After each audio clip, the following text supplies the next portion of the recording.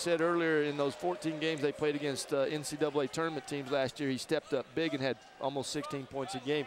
He doesn't have to score for this team to win.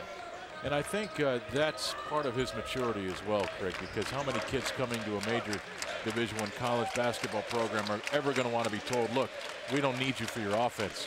Just get the ball to the scorers. And he's handling that really well. He learned a lot this summer in these NBA pre-camp draft camps. Yeah, where they told him, look, you want to get to the NBA, show us that you can distribute the ball and make good decisions. Yeah, and score when you're left open. And Jeremy does a nice job of that. And I tell you, if you talk to him, he loves getting assists. He loves setting his teammates up. Frankly, I think last year, too, there were times when this Gonzaga offense would go stagnant. You know, they were kind of out of rhythm, and Jeremy had to score. He felt as though he had to score. This team doesn't appear to have that in them this year. They seem to be a lot more mature, the guards. Yeah, I think, and that's a great possession right there. I thought good penetration by Meach getting into the paint, and then the shooter coming available for him, Matt Bolden. They missed the shot, but now they got the offensive rebound for another one. But those are the kind of things you want your point guard to do. Hit the gaps, draw the defense, and distribute the ball. Oh, wow, that doesn't get any easier than that right there. Bolden able just to chest pass to Austin Day, who simply turns around with no defender and drops it through.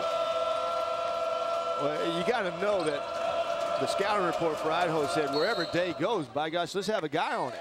I mean, he's a scorer. And Austin's the type of guy, a type of player, I think, that you're going to have to start denying the pass, because once he gets it, he's scoring. 66-30. At Michigan State in 1979. Don Munson got the University of Idaho to the NC2A tournament. A couple of legends living in the city of Spokane. And Don Verlin will hope to do that down the road for this Vandals basketball program. I was actually at Washington State when Coach Munson was at Idaho, and the 2 years I was there, his teams beat me both years. And every day I see him, he reminds me of that. I bet he wishes he had you, though. He had a great team. Brian Kellerman, Gordy Hebert, I believe, Kenny Owens. Phil Hobson was on that team. That's Mac's father. Kelvin Smith, guy from Pasco, I believe. So he had some homegrown boys. Kellerman was from the Tri-Cities. He got it done down there at Idaho. They were in the top 20 both years I was at Washington State. Matt Bolden gets the lead back to 38. Bolden now with 8 points on 3 of 5 shooting.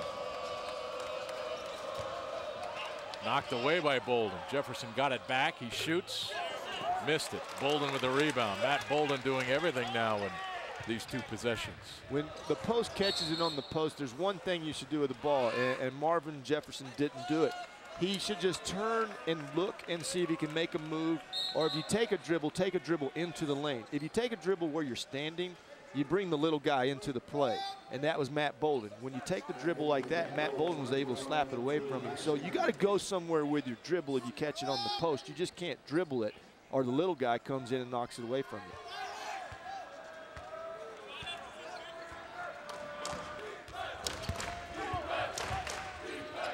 I guess Matt's not that little. I shouldn't call him little. He's 6'5". Watson. Shot short. Will Foster on the floor for Gonzaga. There's Gray driving the baseline. Kick out to Bolden. It drives to the middle, looking for Will Foster. And Bolden draws the personal foul. This is on number 21, Drew Eisinger. Well, this is an important part of the game for Gonzaga right now. The last 5 or 5:57, take care of the basketball. Don't put up quick shots, and run some offense and see if you can get some rhythm and some timing down like we've talked about before. I think that was great discipline on Matt's part when he caught the ball in the wing. He had an open shot, but chose to dribble in and penetrate and try to get something else. Day with the rebound, lost it out of bounds. And it's Idaho basketball. Well, give the Vandals a lot of credit, Craig. They could have just folded up the tent and walked out of here after that first 20 minutes, but they battled hard. 11 points at halftime. Yeah, I mean, you could fold up the tents and go home. Just make sure the bus was started and just head right out of here. But they came out and they really showed some grit here. I like it. I like what they've done in the second half. They've gotten a little more patient on the offensive end and taken better shots. And it's been a result of, some points put on the board for them. And a carry called on Jeremy Pargo. I think Jeremy did that on purpose. He was trying to see if the officials were ready to call it. No, Jeremy, you don't hardly ever see him do that. His turnovers are never like what you just saw. But look at the start of the season for Jeremy Pargo. 18 assists on 3 turnovers. That's a haul there. Here's Goodson with a steal. Nice Lost pass. the handle. Damn! Oh! De Sousa doing a great job to get back defensively because Austin Day was going to hammer that like he's never hammered one. Now see, I love that play. No quit in De Sousa. Look at that. Bam! If you look at the scoreboard, he doesn't have to make that play. But then Austin Day drops into 3. And Simmons was talking to him, and Austin just said, and now a technical foul called on Austin Day.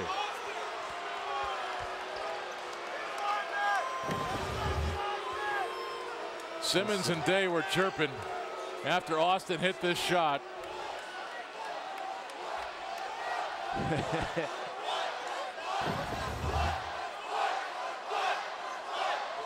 Well, if there's one thing Austin Day can learn in the maturation process and the maturity process is that, let your game speak for yourself. You don't have to say anything or do anything. Just run back after you make a jump shot. I think he was a little probably flustered from the block dunk attempt. Now he's got some explaining to do to Coach Few. Yeah, Mark Few was asking him what was happening or what happened.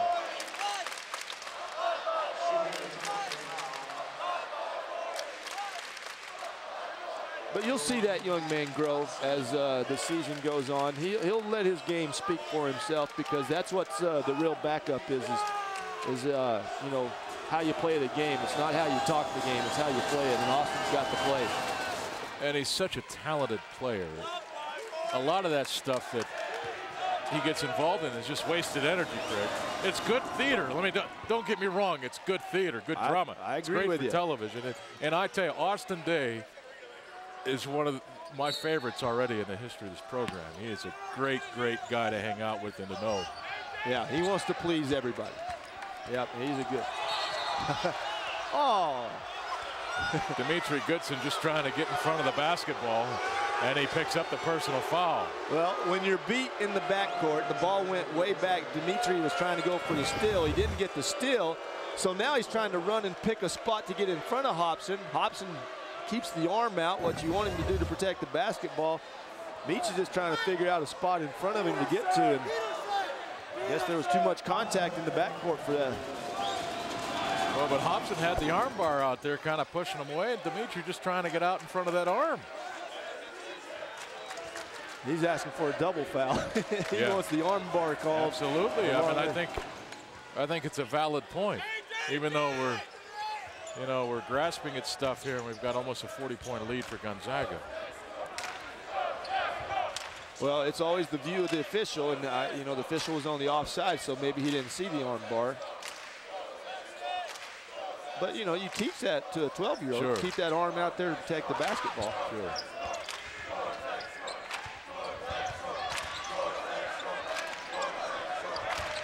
Eight on the shot clock as Gray drives to the free throw line, hangs and hits. That's something you want to see Stephen Gray do a lot more of.